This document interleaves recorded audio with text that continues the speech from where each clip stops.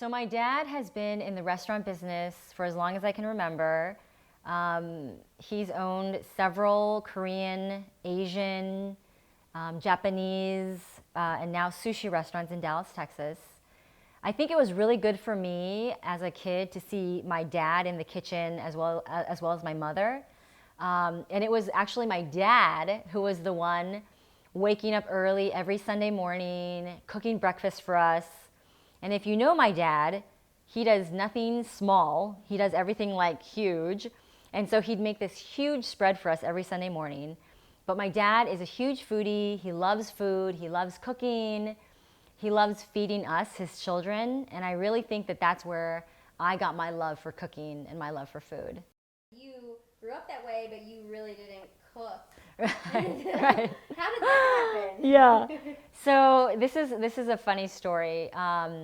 So I think right when I hit high school, my mother made it very clear to me, because at that point I really didn't know how to cook and I had no interest of being in the kitchen. But my mother took it upon herself to teach me how to cook Korean food, because in her mind, I would never meet and marry a good Korean man unless I knew how to cook Korean food.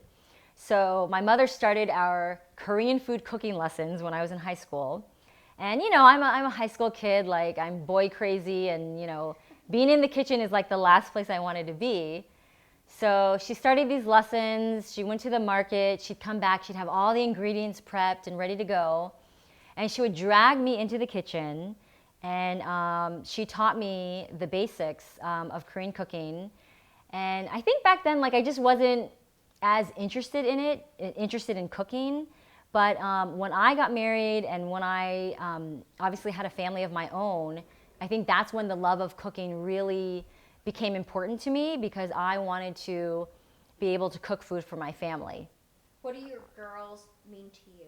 They're so adorable. Oh, thank you.